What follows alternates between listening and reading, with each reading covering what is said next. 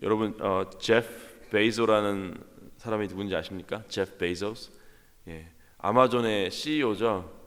창시자이기도 하고 이분이 지금 현재까지 세상에서 가장 부자인 사람입니다.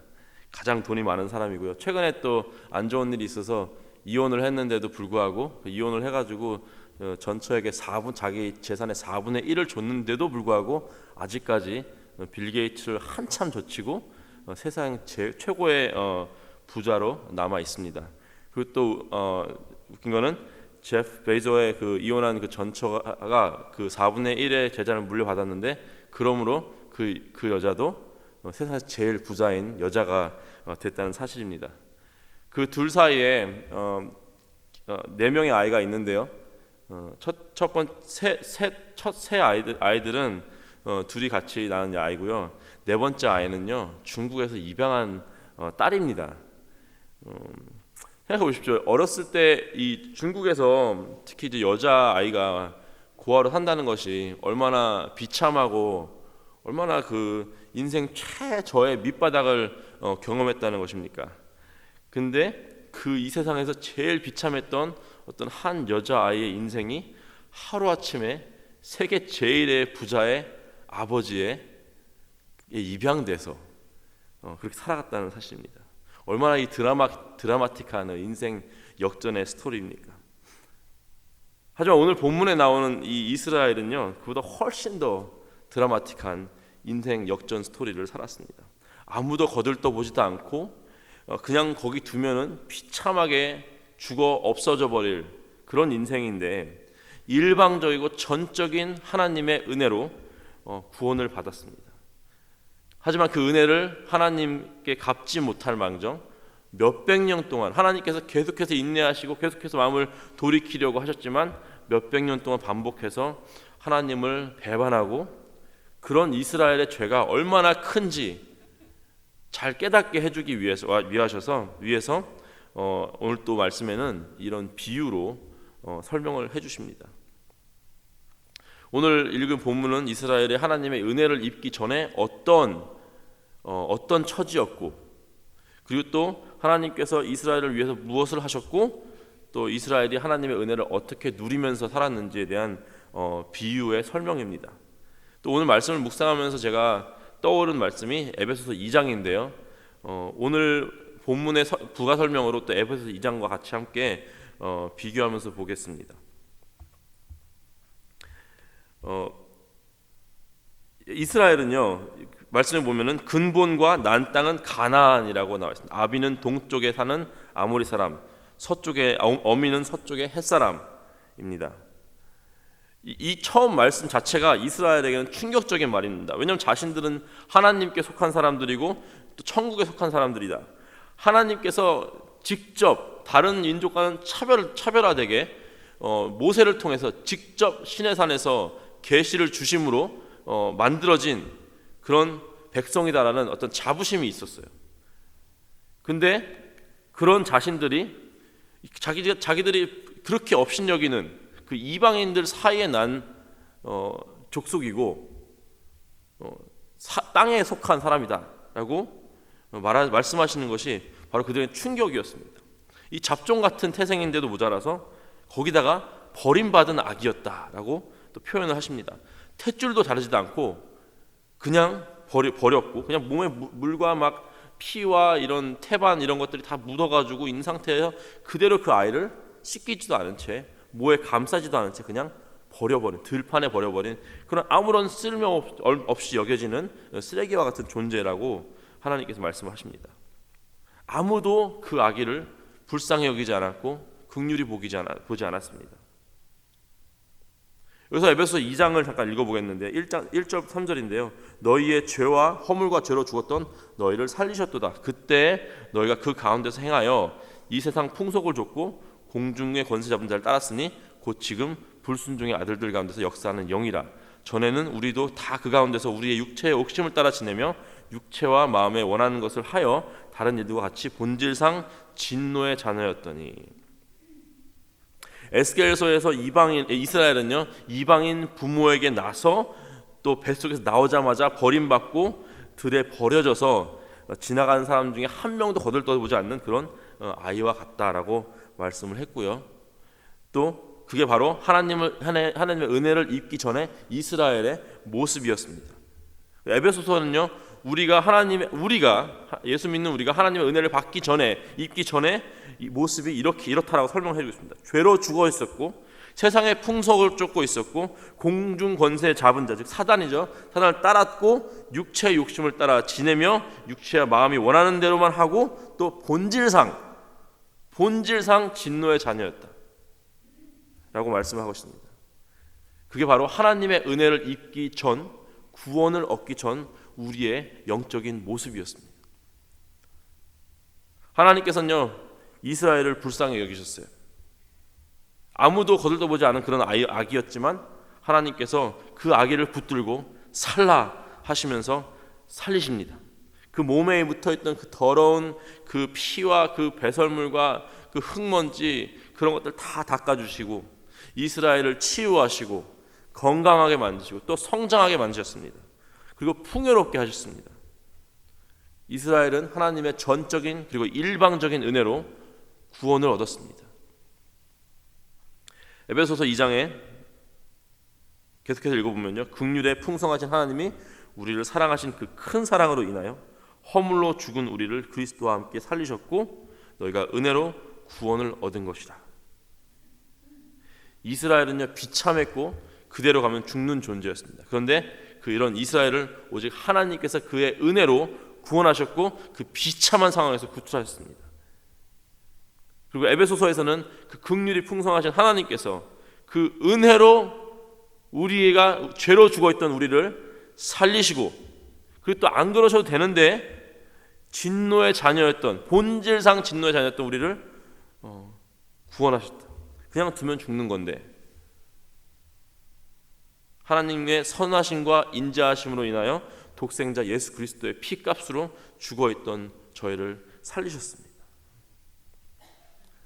하나님께서 이스라엘을 긍휼히 여기셔서 다 죽어가는 아기인데도 불구하고 살리신 것도 감사한데도 불구하고 한 단계 더 나아가서 더 큰 은혜를 더 보여주십니다. 그 아이가 하나님의 치유함으로 말미암아 아름답게 성장을 했고 하나님께서는 언약으로 이스라엘과 결혼을 하셨다라고 말씀하십니다. 물론 비유죠. 8절에 내게 맹세하고 언약하여 너로 내게 속하게 하였었느니라. 하나님께서 이 결혼이라는 비유로 이스라엘과 하나님과의 관계가 어떻게 시작됐으며 또 얼마나 가깝고 얼마나 사랑하는 그런 관계였는지, 하나님께서 얼마나 이스라엘을 사랑하셨는지 설명하고 있는 것입니다.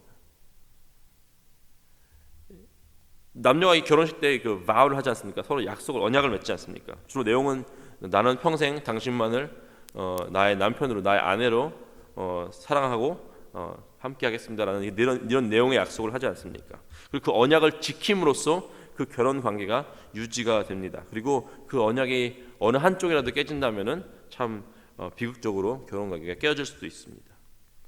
다른 점이 있다면은 남녀는 동등한 입장에서 이런 언약을 맺은 거지만 하나님과 이스라엘은 절대로 동등할 수가 없었습니다. 이스라엘은 버려진 아기와 같았고 하나님은 천지를 지으신 하나님이십니다. 절대 동등할 수가 없었습니다. 이스라엘이 그 하나님과 관계 속에서 자기가 뭘 가져와가지고 하나님 이거 드릴 테니까 주세요라고 할 수 있는 위치가 아니었어요. 하나님께서는 이스라엘에게 엄청난 축복을 허락하셨습니다. 기름을 바르고 가죽신을 신기고 명주 옷을 입히고 폐물을 채우고 각종 보석으로 금, 은으로 장식을 해주고 또 화려한 면류관을 머리에 씌우고 각종 맛있는 음식을 먹였다라고 하십니다. 왕이 자기의 아내 왕비에게 해줄 수 있는 최고의 대우를 한 것처럼 하나님께서 이스라엘에게 정말 하나님께서 부어줄 수 있는 그런 온갖 복을 부어주셨습니다. 그리고 그러므로 이스라엘이 얼마나 하나님께 사랑을 받는 사람인지, 사랑을 받는 족속인지 그 명성이 온 세상에 퍼졌습니다. 에베소서 2장 6절에 이렇게 말씀하십니다. 또 함께 일으키사 그리스도 예수 안에서 함께 하늘에 앉히시니, 그리스도 예수와 함께 하늘에 앉혔다라는 것은 예수님과 함께 천국의 유업을 받는 것입니다. 예수님은 받을만 하죠. 그죠? 하나님의 독생자 아들이시고 하나님께 죽기까지 순종하신 그런 정말 그런 대단하신 분입니다. 저희는 한 거 아무것도 없는데 하나님께서 그저 믿는다는 사실 하나로 그 믿음도 하나님께서 주신 선물인데도 불구하고 예수님과 함께 하늘을 유업을 받았다. 예수님과 함께, 영어로는 co-heir, 그러니까 상속을 받는 거예요. 상속자. 자격 미달이, 이런 자격 미달이 없는 우리입니다.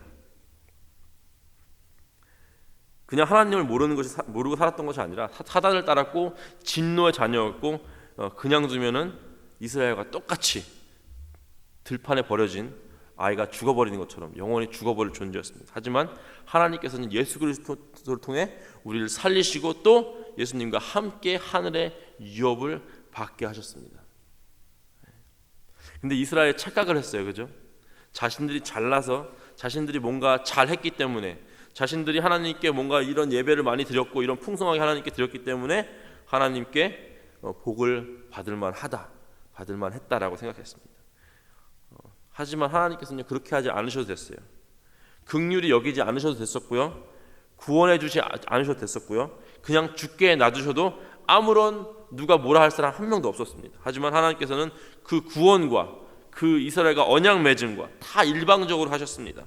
말씀으로 보면요, 계속해서 나오는데 내가 너에게, 내가 내게라는 말씀이 반복적으로 나옵니다. 내가 너에게 일방적으로 은혜를 베푸셨습니다. 일방적으로 구원해 주셨고 일방적으로 복을 주셨습니다.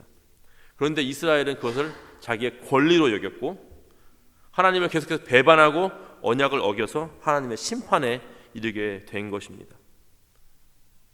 에베소서 2장 8절 9절에요. 너희가 그 은혜를 인하여 믿음으로 말미암아 구원을 얻었나니 이것은 너희에게서 난 것이 아니요 하나님의 선물이라. 행위에서 난 것이 아니니 이는 누구든지 자랑치 못하게 함이니라 라고 말씀하십니다. 우리가 구원을 받은 것은 우리에게서 난 것이 아니라 우리가 어떻게 잘해서 받은 것이 아니라 우리의 행위로 받은 것이 아니라 전적인 하나님의 은혜와 선물로 주신 구원임을 믿으시기 바랍니다. 우리가 자랑할 거 하나도 없습니다. 우리가 권리 주장할 거 하나도 없습니다. 우리도 역시 그 들판에 버려진 아기와 같은 비참한 신세였습니다. 진노의 자식이었습니다. 그리고 하나님의 일방적인 은혜로 우리가 구원을 얻고 하나님의 자녀가 되었습니다. 아멘. 본문의 이 비유를 묵상하고 또 에베소 2장을 또 간만에 묵상하면서 정말 하나님께 감사했습니다. 오늘 예수 그리스도를 구세주와 주님으로 믿은 저와 또 여러분은 이미 우리의 가장 필요한 구원이라는 복을 받았습니다. 우리의 행위가 아니고 또 자랑할 거 하나도 없습니다. 그 사실을 깨닫고 늘 묵상하고 기억한다면 우리는 겸손할 수밖에 없습니다. 특히 교회 안에서 우리가 뭐 권리 행사할 거 하나도 없습니다. 우리가 오랫동안 신앙생활을 하고 하나님 앞에 이렇게 섬기고 이런 것들이 우리의 권리가 되는 것이 아니라 감사가 되어야 됩니다. 하나님 저를 얼마나 사랑하셨으면 저를 그런 비참한 영적인 신세에서 건지셔가지고 이 주님 전에서 하나님의 이 음성 듣고 매일 주님과 이렇게 기도하며 교통하며 살게 하셨습니까? 어떤 사람들은 아슬아슬하게 인생의 끝부분에서 구원을 받아서 그 풍성한 복을 아주 조금밖에 못 누리고 하늘에 가지만 하나님 저를 일찍부터 택하셔서 이렇게 오랜 세월 동안 하나님 앞에서 이렇게 큰 복을 살게 얻고 누리며 살게 하셨습니까? 감사할 따름입니다. 권리가 아닙니다. 제프 베조의 막내딸은요, 세상에 없는 인생 역전 스토리죠. 그리고 에스겔 16장에 적어도 현재까지 나온 그 이스라엘의 모습은요, 또 그보다 더한 인생 역전 스토리입니다. 그리고 에베소 2장에 나온 말씀은 저와 여러분의 이야기입니다. 저와 여러분의 인생 역전 스토리입니다. 여러분, 그런 모든 걸 가능케 하신 우리 하나님, 은혜의 하나님께 늘 감사와 찬양과 겸손으로 살아가시는 저와 여러분 되길 주님의 이름으로 축원합니다. 기도하시겠습니다. 하나님 감사합니다. 들판에 버려진 아기와 같은 이스라엘 구원하시고 진노의 자녀였던 우리를 구원하시는 주님께 감사와 찬송을 올려드립니다. 자격 없는 우리를 예수 그리스도와 함께 천국의 유업을 받게 하시니 우리가 그 은혜를 어찌 다 갚을 수 있겠습니까? 이 시간 우리가 기도하는 것은 늘 하나님께서 부어주신 그 은혜를 기억하고 늘 감사함으로 살고 늘 순종함으로 살고 늘 겸손함으로 살도록 주님께서 힘주시고 도와주시옵소서. 이 모든 말씀 우리 주 예수 그리스도의 이름으로 기도했습니다. 아멘.